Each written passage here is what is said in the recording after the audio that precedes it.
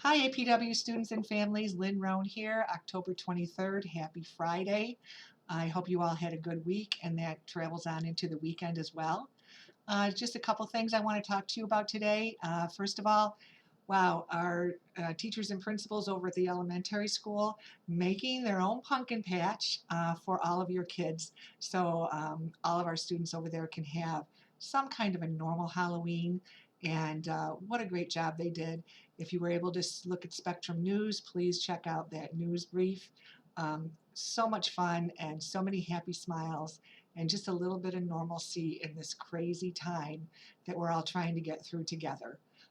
Bravo, I'm so proud to be a rebel. I really am. Speaking of that, I received a couple emails this week, just two. They were very, very close in their, not the exact email, but they were very close in their themes. So I wanted to talk to you about that. I heard that one of the emails actually made it onto social media. So you might have had a chance to see that as well. Um, I invite you to call me. I invite you to always call teachers. If people have worries about the way things are happening here, or if you have ideas on how we can make things better, you're always invited to give a call to any of us. We will answer you and we will listen to you.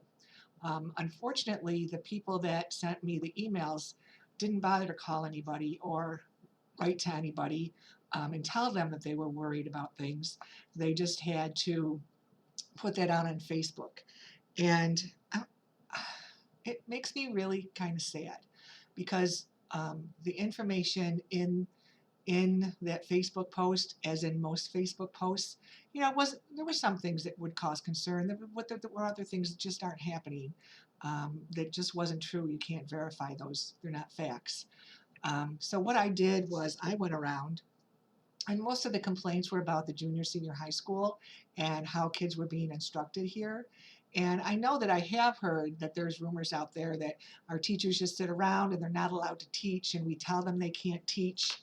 And that is absolutely not true.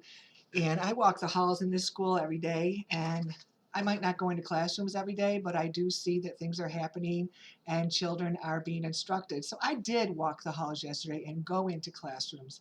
I talked to teachers, I talked to students, and I tell you what, here's some of the things that I saw. I went into a calculus class. The students were working independently, and the teacher was going around the room and working with individual students on problems and different concepts.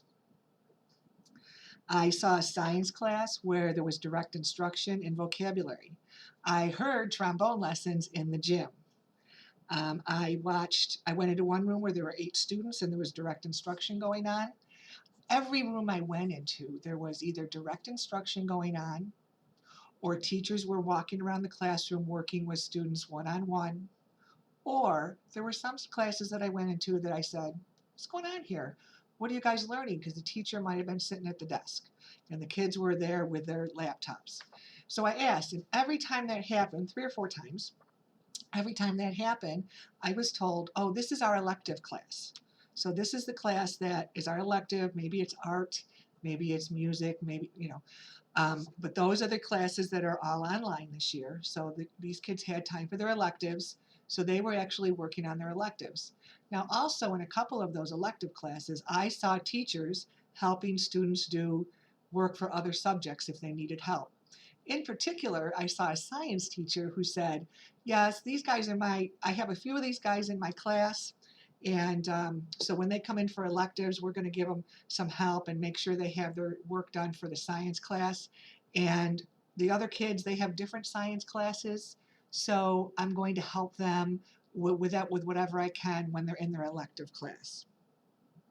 I went into a Spanish class, and it was just beginning, and the teacher was immediately engaging students, and they were singing, and all of a sudden the French teacher came down the hall, and she went into that class and she collected 2 of those students. And she left, and what's going on? So what I found out was that she comes down and collects those French students every day because we have teachers moving around, not students moving around.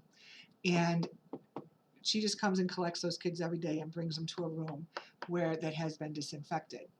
I saw a lot of teachers driving carts around the hallways, going into different classrooms. And what I found out was these are teachers who are going to find their students. If their students are here and they didn't have them for a class that day, they're going to go out and find them. They're going to find the kids who didn't have their work done, find the kids who said they're struggling, and teachers are busy just all around with their carts finding students to help. This is my fourth rural school district that I've worked for. And I got to tell you, usually a rural district and all the other ones that I have been involved with, the community absolutely loves their school. They think their school is the best thing in the world, and it's always been, and it's the best thing since sliced bread. And sometimes I would think, I was a teacher in a rural school for 5 years, I was a principal in a rural school for 13 years, and a superintendent in a rural school for 2 years. And there were times that I would be like, we got a lot of places we could improve. Everybody's gung ho, maybe don't even want to change. Let's just keep doing what we're doing because it's so great. Yet when I get here, everything, we're all working together. We're all trying to get through this COVID. We're all trying to keep kids safe. But I hear a resounding, we're not proud. And I know that it's a few people. I know that it's a pocket of people, but I don't hear the pride. And I want to hear that pride, because when I walk around these halls and I see what teachers are doing, and I go into Google Classrooms and I go into Edgenuity classrooms, what I'm seeing is an awful lot of very intuitive work, very interesting work, teachers who are spending time and time again just to make sure that they can try to reach every single student. We're all in this together, and we really would love your support. Please, if you have concerns, email me. I don't have a problem with that. I want you to email me. I want you to come over and visit me. But our students deserve to know that their school is actually a very, very good school. And because it is, actually pretty close to one of the, I'm thinking we're the best that I've ever been in. And I hope to prove that when we are in COVID and when we get out of COVID. But the negativity that I hear in my short time here, it makes me kind of sad for the kids, because I don't mind negativity if it's grounded in facts, but when there's rumors and innuendo out there regarding teachers not teaching and teachers told they can't teach, none of that is true. Absolutely not true. So when you hear those things and it bothers you, please call. Ask me why are you letting that happen, Mrs. Roan?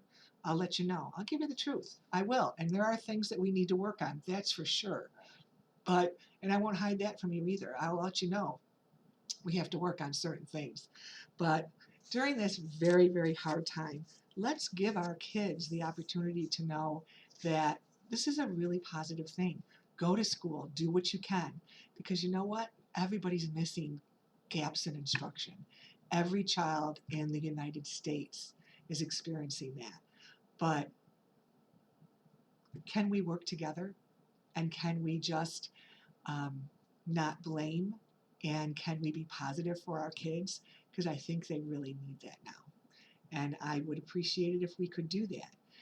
Please give me a call if you would like to, 315-625-5252. I am here for you. I'm here for your students. Honestly, I see a whole bunch of great stuff that's going on here. I'd love to tell you about it. I hope you have a good weekend. Thank you for listening to me. I'm sorry if I went on too long. I appreciate you. I appreciate what you do for your children.